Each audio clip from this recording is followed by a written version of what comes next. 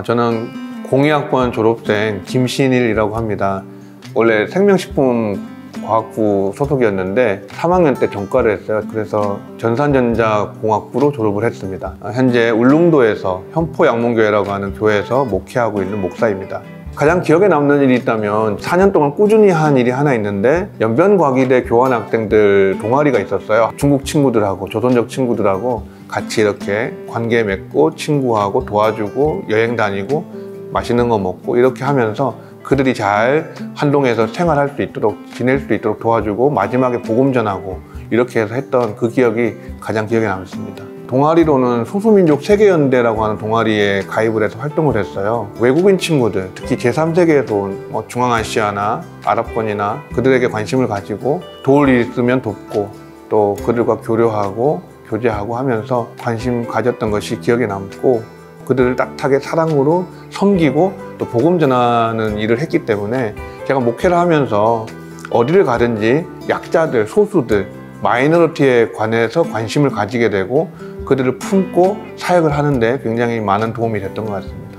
제 가치관은 모든 사람을 예수님 대하듯이 대하자입니다. 내가 지금 만나고 있는 사람이 예수님이라면 내가 어떻게 해야 되느냐 그런 마음을 가지고 스쳐 지나가는 사람이라 할지라도 그들에게 예수님의 사랑을 내 삶으로 녹여서 보여주고 드러내고 전파하자. 그것이 제 가치관이고요. 사랑은 깊게, 마음은 넓게, 뜻은 높게 라고 하는 그런 좌우명을 갖고 있습니다. 생명식품과학부를 할 때는 사실 의학전문대를 가서 의료선교를 하고 싶었는데 그게 좌절되면서 취업을 하기 위해서 사실은 전산전자에 전과를 하게 됐습니다. 진로를 놓고 기도하는 중에 고민하는 중에 자신이 없더라고요. 내가 평생 코딩을 해야 되는데 할 수 있을까? 그래서 하나님, 제가 전임 사역자가 되고 싶은데 신학교를 가고 싶은데 응답을 주세요라고 기도했어요. 근데 응답이 없는 것 같더라고요. 근데 어느 날 제가 포항역에 구포항역 전도하러 갔습니다.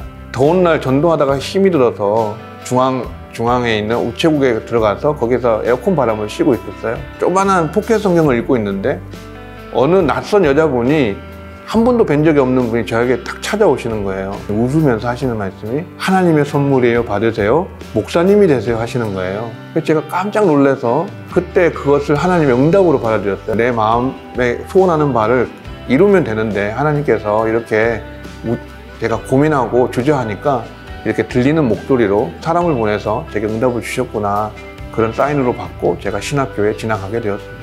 제 사역지 선택의 원칙이 있었어요. 그것은 뭐냐면 제가 사역지를 선택하지 않는다는 원칙을 갖고 있었습니다. 불러주는 데마다 가게 됐어요. 오라고 하면 가고 필요하다고 하면 가고 콜링이 오면 가고 했는데 36살에 울릉도에서 콜링을 받은 거예요. 그것도 3번이나 받았어요. 2번까지는 거절했습니다. 도저히 못 가겠어요 라고 얘기했는데 마지막 3번째는 이런 3번이나 콜링이 오는 것은 하나님의 사인이구나 싶어서 수능을 하고 순종해서 울릉도로 들어가게 되었습니다. 저는 울릉도를 가면서 울릉도를 주께로라고 하는 그런 목표를 가지고 들어갔어요. 시골 교회고 미자립 교회고 농촌 교회이기 때문에 예배 위주로 사역을 하게 되고 울릉군 기독교연합회 회장으로 섬기고 있는데 다양한 연합 사역을 하고 있습니다. 군목이 없는 해군 부대 안에 들어가서 진중 예배, 그 군부대 사역을 하고 있고요. 최근에는 극동방송 울릉중개소 설립을 위해서 서명운동도 진행을 하고 설립 허가가 나는 그런 일이 있었습니다.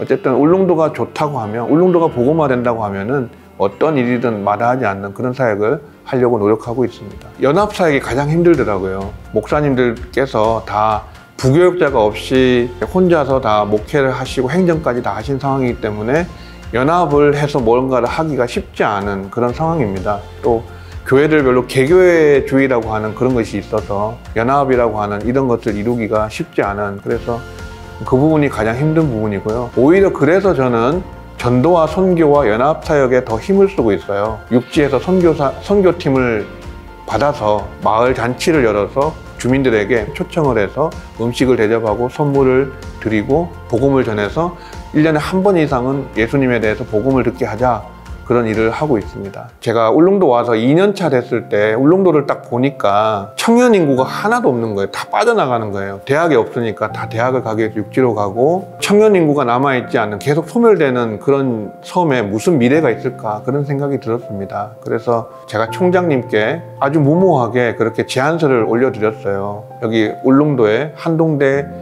울릉 캠퍼스를 지어주십시오 라고 제안서를 올렸습니다. 좀 어렵지 않겠느냐 이런 반응들을 학교에서 듣게 되었습니다.